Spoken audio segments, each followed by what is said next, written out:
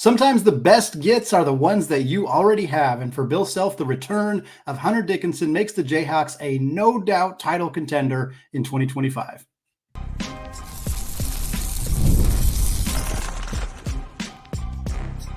You are Locked On College Basketball, part of the Locked On Podcast Network. Your team every day.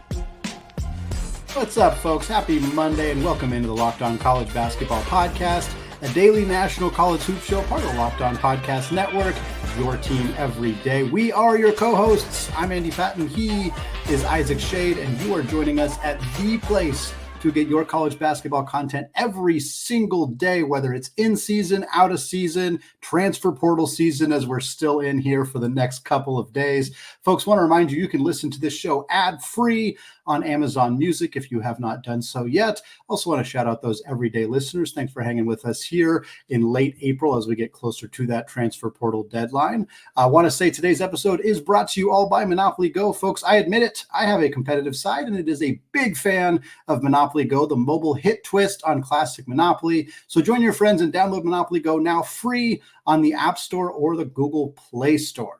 On today's show, we're talking Kentucky basketball. They have themselves a starting lineup worth of players after Mark Pope got very busy in the transfer portal. North Carolina adds a big-time shooter out of the transfer portal. We're going to get to that and a lot more.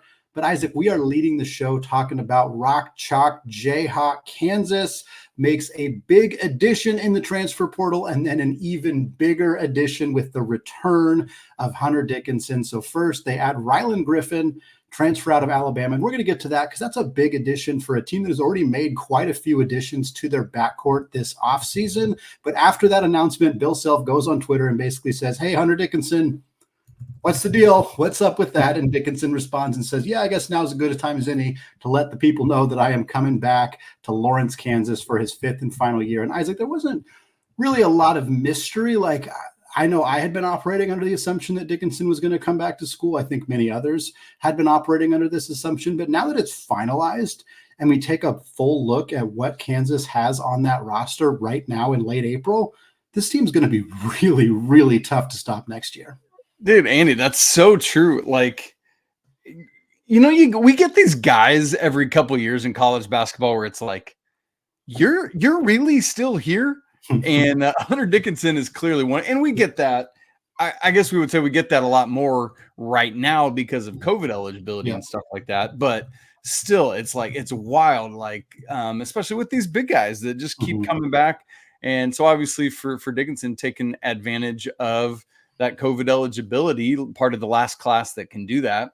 But Andy, I think it's kind of similar to another player that we probably felt that way about with Armando Bacot in North Carolina, who got back their starting guard and their big last year that had the 1 and the 5 and kind of needed the pieces in between. Yeah, Kansas has that with DeJuan Harris and Hunter Dickinson. The good thing for them, though, is they've only got to fill in 2 starting slots because they get KJ Adams back as well. And so you look at all these various pieces, Andy, and it's like you're saying, I mean, it just feels like they're in a good spot because between also the additions of, as you said, Rylen Griffen, we'll talk more about him in a second, but AJ Storr, Zeke Mayo, Riley Kugel from Florida, and let's not forget the 2 freshmen coming in, Flory Badunga and Rakis Passmore. And so, Andy, whereas last year, we spent so much of the year talking about what's Kansas going to do to get some shots. Who's this shooting guard? Like, I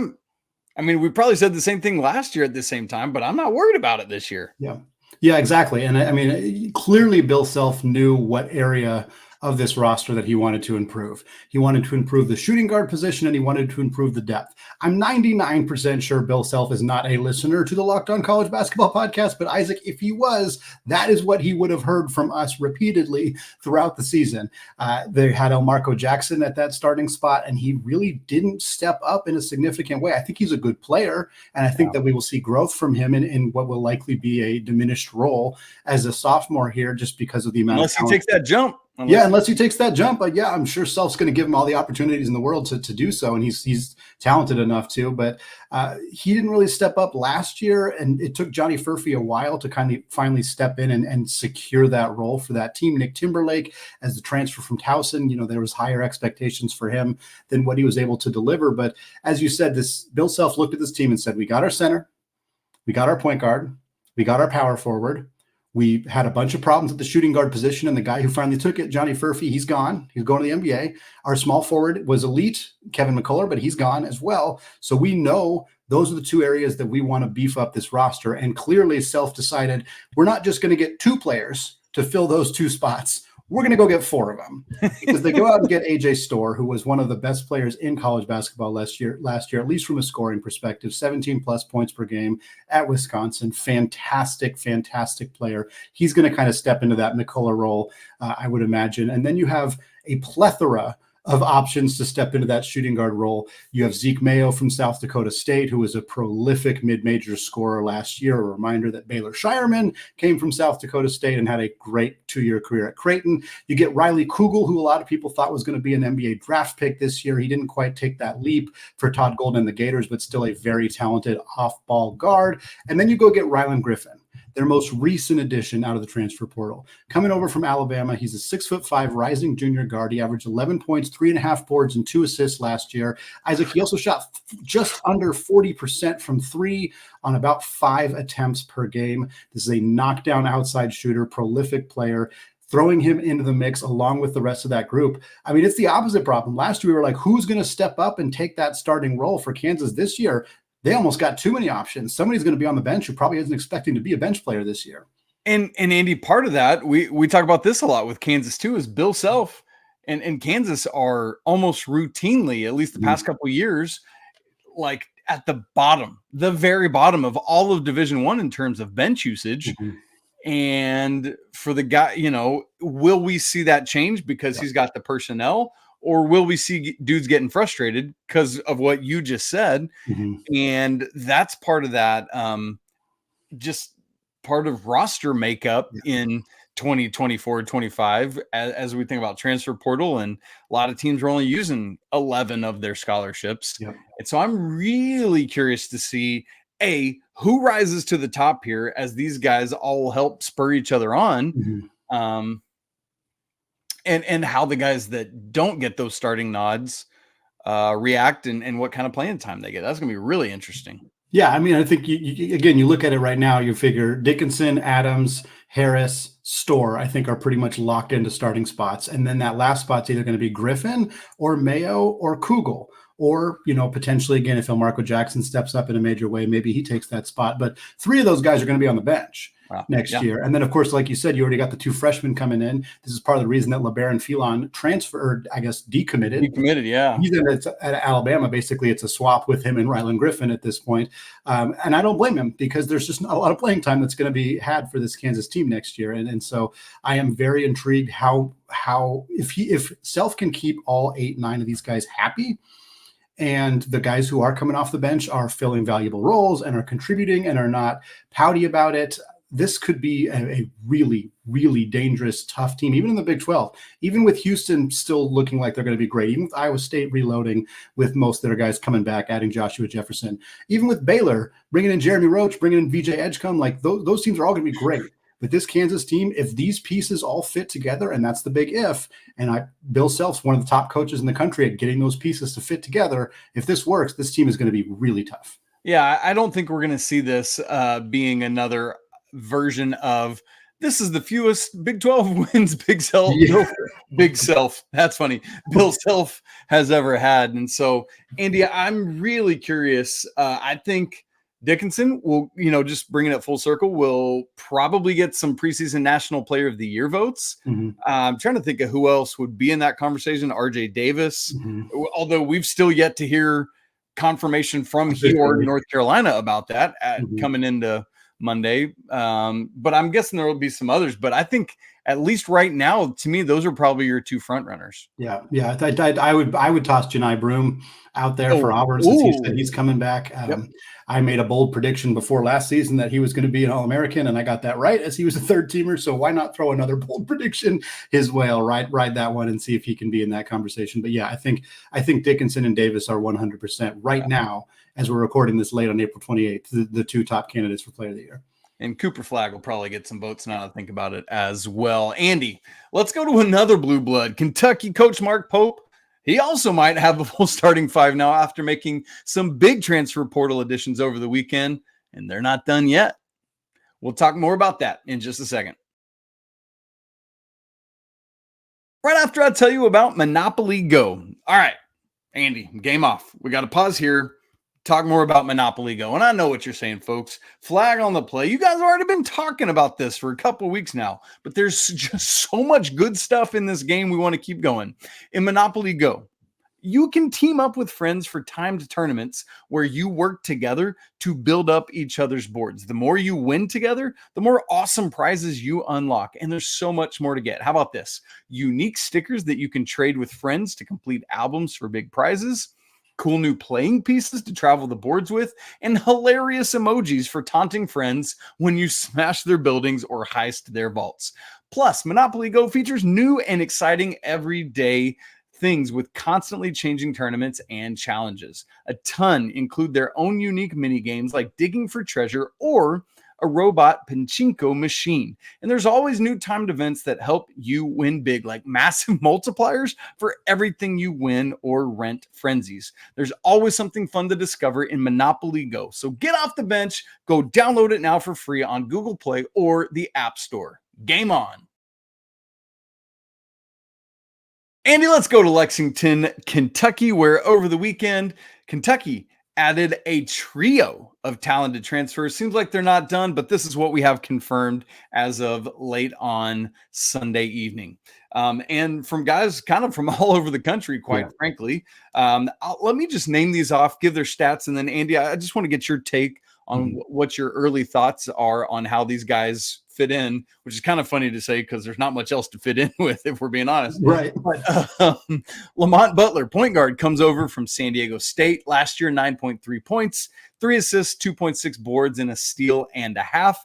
Otega Oweh, a small forward, comes over from Oklahoma. Just a beast of a dude, man. I loved watching him play this year. 11.4 points, 3.8 boards, also a steal and a half. And then Andrew Carr from Wake Forest, power forward, big man, 13.5 points a game, 6.8 boards, 1.5 assists, 1.5 blocks, and he can get out and shoot a little bit, Andy, when he needs to. And let me just also say, I know I said there's not much there, but they have also added Amari Williams, a center from Drexel. Yeah, I really, it's basically they have a starting lineup because you have, like you said, Williams from Drexel at the 5, Carr at the 4, Oweh from Oklahoma at the 3, Lamont Butler plays the 1, and then they had Colin Chandler as a top 40 prospect from the class. He was committed to BYU. He followed Mark Pope to Kentucky. Now he just spent the last 2 years doing his Mormon mission, so not sure if he's going to necessarily be their starting shooting guard right away. Probably not. I suspect they're going to make some other additions, but at least right now, Mark Pope can look at the whiteboard in his office and see that there are 5 players who all play different positions who are on his team. I have to imagine that feels pretty good. And what really stands out to me about this group in particular, I'm not going to pretend to know a whole lot about Chandler's game specifically, but for the rest of the guys, for Mark Pope is considered an offensive coach, and this is a very defensive group of players. Like almost all of these guys are primarily known for their defense. Lamont Butler's multiple-time Mountain West Defensive Player of the Year. He's never scored more than 10 points per game. He is not on this Kentucky team because of his offense. Now, he's not a bad offensive player. He's a really, really good defensive player. More or less the same with Oweh as well. He is like you said, a big hulking beast of a kid, and he is really good defensively. Andrew Carr is probably more known for his offense, I guess. Isaac, you probably saw more of him than I did, but he also averaged 1.5 blocks per game last year as a 6'9" center, power forward-ish. So he can certainly defend around the rim. And Amari Williams coming over from Drexel, he is primarily a shot blocker as well. So Mark Pope is not building a roster of a bunch of three-point shooters, which is how he kind of thrived at BYU. That doesn't mean he's going to change his offense, but I'm very intrigued by the early additions so far for the Wildcats. Yeah, I think that's right with Andrew Carr, because Coach Forbes, I mean, played him at the 4 at Wake with another big, typically. And, as I said, as we were setting it up, he can step out and shoot it. Let me just give you some numbers. Last year, 37.1% from 3 on 2.8 attempts a game. So not a ton, Andy, but he's stepping it out, knocking it down at a respectable enough clip. And under Mark Pope, unless he just changes what he's doing, that volume is going to be there. And what helps sell it to me is he's over 75% from the free throw line each of the past 2 years. And, that doesn't always translate or project or whatever, but I think it's there. And I'm just, it's all possibilities, Andy. And you even look about who's still yet to come in. And I think that's where some of the sexiness comes in, because you think about the shooting that they need. You talked about all this defense. Well, over the weekend, UConn hosted Koby Brea from Dayton, who was, going into the weekend, we thought it was going to be UConn and then going down to Duke early part of the week. And then pretty quickly, the Duke part of that visit was canceled. And I think, to me, that was saying UConn. And then on Sunday, we kind of find out, the Kentucky might still be in this for Brea. And so I think, man, there's some of that potential shooting. And so I don't know if that's appealing to him, or if the play with the back-to-back national champions and be a Cam Spencer. So I don't know. There's just lots of possibilities there, Andy. Yeah, 100%. And for Brea, this is the Mark Pope kid. I mean, he's an electric, lights out 3-point shooter, one of the absolute best pure shooters in college basketball. There are very few that you would put ahead of him definitively. This is what this kid brings to this team. He is electric as an outside shooter. So if you're Mark Pope, it fits your system. It fits your offense. It fits around the pieces that you already have. It makes a ton of sense. And I'm glad that they managed to find a way to convince him to at least come out to Lexington and go on this visit. I don't know whether Duke fell apart because of Mason Gillis edition, or because just Kentucky made a better offer, or if UConn overwhelmed him and he's like, I'll still go check out Kentucky, but I'm still thinking UConn. Who knows exactly what the situation is, but Brea is a really nice fit in Lexington if you wanted to go there. Aidan Mahaney is another player that we know Kentucky has been connected to. Also, UConn has been connected to Aidan Mahaney. He has visited there for sure. Mahaney's a little bit smaller, and the volume 3-point shooting isn't quite as much there, just because St. Mary's plays such a slow pace offensively. Hard to know what it's going to be. Yeah, he doesn't get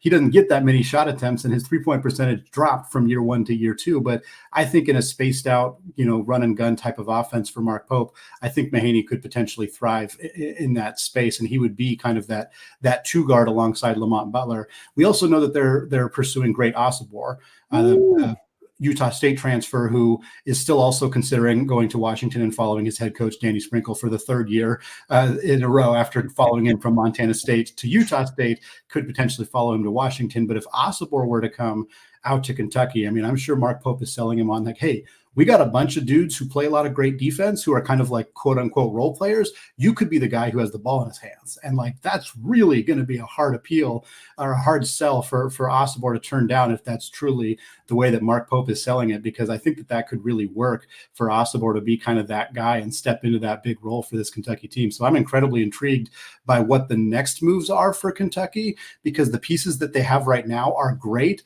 But if they get a big time score first offensive player, and then they get these pieces around them, suddenly I don't think we're talking about this is going to be a 2-3 year thing in Kentucky. It might happen sooner than that. Yep. And I don't think, if I'm Amari Williams, I don't know that I'm necessarily, obviously Osobor committing would cut into the minute, sure, but I don't know that causes me to be then I'm out. But because there's going to be enough minutes for both of these guys to coexist and get a lot of playing time. So I think it's going to be fun to watch. Well, we've been kind of connecting the Kentucky and the Arkansas off seasons together just because of the John Calipari of it all. And while Kentucky was really active this weekend and has been active more or less on the transfer portal front since Mark Pope came over, you could kind of see that Pope and Kentucky kind of made the decision to pursue heavily the transfers. They're going transfer portal is the way that they're trying to build this roster. They missed out on a lot of the recruiting just because of the timing of everything, but that is not the direction that John Calipari has gone so far at his time at the coach as Arkansas, because they've only added 1 transfer. and it's Zvonimir Ivisic, his former center from his time at Kentucky. Now, they have added 3 freshmen coming into the class, and those 3 freshmen are Bodie Fland, Billy Richmond, and Carter Knox, who are all former Kentucky commits. So Calipari basically said, I want my guys with me. I'm going to take my 2024 recruiting class, as many of them as are willing to come over to my program. And still, we haven't heard on Cyril Samto. We haven't heard on Jaden Quintance. So those guys could potentially be in the mix there, although it doesn't sound like they're as likely to follow Coach Cal to Arkansas. But it's interesting to see Arkansas not having made any transfer portal additions yet. Meanwhile, their whole team is in the transfer portal. Bayfall just committed to Kansas State. That's a fun fit for him with Jerome Tang, Tremont Mark, Khalif Battle, Keon Menefield, Layden Blocker, Devo Davis. All those guys are in the transfer portal as well. We know Mark's going to Texas. I know a couple of the other guys are committed already as well. But we got to see what John Calipari is going to do, because I said this on a podcast recently, and I still kind of am on board with it. If he's just going to do the same thing, he's going to bring in the same coaches, which he's already done. He's going to bring in the same recruits. He's going to focus primarily on recruiting high schoolers and not recruiting out of the transfer portal, which he did some at Kentucky, but not a ton. I'm just curious if it's going to just basically look like what Kentucky's looked like the last 5 years, just in a red uniform, because I'm not sure that there's going to be any difference if Cal doesn't try to do anything different. And obviously it's not even May yet, so we got plenty of time, but the early returns kind of look like Cal's just doing the same thing that Cal's always done.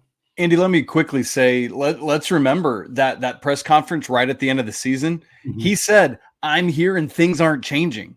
Yeah.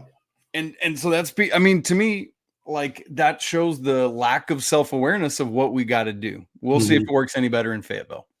Well, Isaac, North Carolina gets some much-needed shooting in the transfer portal. We got that and more from today's Transfer Portal 6-pack, all coming up in just a second.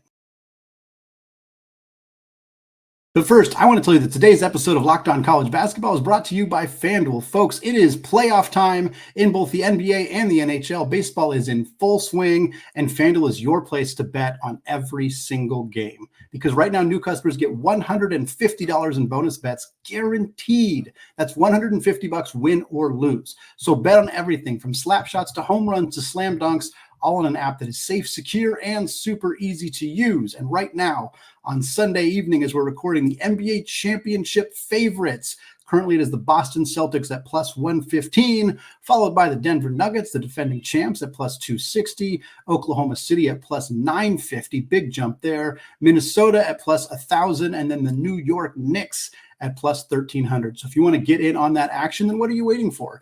Visit FanDuel.com/lockedon and make your first bet an automatic W. FanDuel, America's #1 sportsbook. This episode is also brought to you by Game Time. The weather's finally heating up, and that means it's time to go take in some major league action. Great news! Game Time is now an authorized ticket marketplace of the MLB, which makes getting tickets even faster and easier. With killer last-minute deals, all-in prices, views from your seat, and their lowest price guarantee, Game Time takes the guesswork out of buying MLB tickets. One of my favorite features of theirs is the last-minute deals. Maybe you want to get in on tickets for some of that NBA action that Andy was just talking about. Well, you can save up to 60% off buying last-minute tickets, not only for the NBA playoffs, but also for concerts, comedy, theater, and more. I often worry about my third-party tickets being like bogus. I'm going to show up at the gate and I'm turned away because I just fell into something wrong. But with Game Time ticket coverage, your purchase is covered by the most flexible customer service policy in the entire ticketing industry. I love, and I know Andy loves, that peace of mind. So take the guesswork out of buying tickets with Game Time. Download their app, create an account, and use code LOCKEDONCollege for $20 off your first purchase. Again, create an account and redeem code LOCKEDONCollege for $20 off. Terms apply. Download the Game Time app today. Last minute tickets, lowest prices guaranteed. All right, it's time for a 6-pack of you. Lots of great transfer information. Andy previewed a little bit of shooting for North Carolina. Andy, where's it coming from? Because it ain't Koby Brea. It's coming from Cade Tyson, the Belmont transfer. I think he's been rumored in North Carolina from like the second the NCAA tournament ended, and yet it took like 3 weeks for him to finally actually commit to the Tar Heels. He's a 6'7" forward, shot 46.5% from three last year. That was on 5.5 attempts per game. This dude is a knockdown three-point shooter. It's not Koby Brea, like you said, but he's going to be a perfectly capable Cormac Ryan replacement. This is a much-needed addition for the Heels and a really good one. Andy, what's funny is even before we got the Cade Tyson news, another player who was had North Carolina along with Kentucky in his final three, Andrei Stojakovic from Stanford, the son of Paige Stojakovic, committed to Cal. So stays in the ACC as happens, but is a rivalry commitment. One of the top prospects in the class of 2023. Didn't set the world on fire in his freshman year, but I think we can expect maybe some big things from him as he continues to grow. 7.8 points, 3.4 rebounds. We'll see how he does playing for Cal. Our third transfer portal six-pack edition is another player staying in the ACC. That is so weird to say out loud because we're talking about Kevin Boopy Miller, who is going from Wake Forest to SMU. Isaac, the fact that our notes say Stanford, Cal, Wake Forest, SMU, and they're all four in the same conference is still just frying my brain right now. But for SMU, this is the third portal edition for Andy Enfield, the new coach over there. They added Kario Okenda from Oregon. They added AJ George from Long Beach State. Now they're bringing in Boopy Miller, who averaged 15.5 points, 3.5 assists, 2.8 boards, and 1.4 steals last year for the Demon Deacons. He also shot about 37% from three. Very, very high scoring guard. A nice, fun addition for SMU and for Coach Enfield, who's had a lot of really successful guards in his day from his time at USC. And hopefully he can find something fun to do with Boopy Miller here because this is a really talented kid. Fourth in the six-pack. We're finally leaving the ACC, Andy. We're going to the Big Ten, but another intra-conference movement. Luke Goody from Illinois commits to Indiana. And Andy, this was rumored literally from the second he hopped into the portal.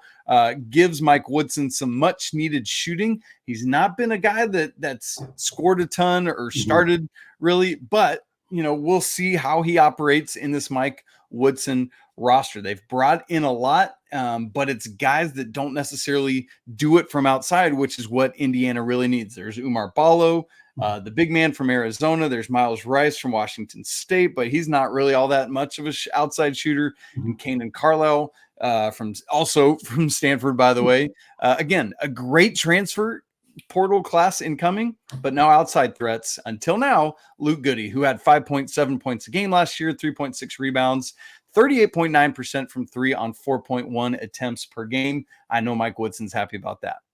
We're staying in the Big Ten for the transfer here, at least. Gus Yalden leaving Wisconsin, transferring to join Shaheen Holloway and the Pirates of Seton Hall. This is the third transfer portal addition for Shaheen Holloway, the second coming out of the Big Ten, along with Scotty Middleton from Ohio State. They also had Prince Aligbe from Boston College. Yalden was the 122nd ranked player in the 2023 recruiting class, but he did not play last year for Wisconsin. He redshirted. He did get into some legal issues, some drugs that cost him the opportunity to play for Wisconsin. He was suspended, and then they ended up just redshirting him for the year. But 6'9", stretch four, talented kid. Hopefully he can kind of get his head on right and play well for Shaheen, who they need to build a roster over there for the Pirates. Unfortunately, they lose Kadari Richmond to the transfer portal. They lose Dylan Adewasu to the portal, Dre Davis as well. Lots of really talented kids leaving Seton Hall. We will see if Holloway can build a team up to stay competitive in the Big East.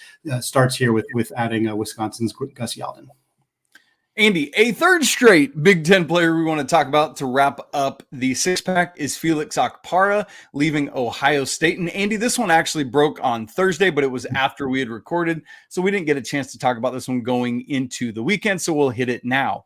And he is filling a Jonas Adu-sized hole for Rick Barnes and the Tennessee Volunteers. 6'11", rising junior, 6.6 points a game last year, 6.4 rebounds. So a six-hole double, I guess you could call it. I'm so sorry, everyone. That was terrible. 2.4 blocks. It's late. 2.4 blocks a game last year, 24 minutes, and 60%, almost 61% on 2-pointers. So really efficient around the rim and good to see there. We'll see how he fits in to be just that next big, trying to help Tennessee keep things going. Andy, that wraps up today's show. Been great to be together after a pretty busy weekend, interestingly enough. Folks, as a reminder, the early entry deadline is now dead and gone and over. And coming up on Wednesday is the transfer portal deadline as well. So keep your eyes on that. Thanks so much for making us your first listen or watch. If you haven't subscribed to the show, super easy to do on both audio and video. If you're not part of the Locked On College Basketball Discord community, we'd love to have you come be a part of that with us. It's free to do, and the link is in the show notes. We'd love to have you. As always, apologies to the Lawyer family. Let's go Wildcats, and until tomorrow, peace.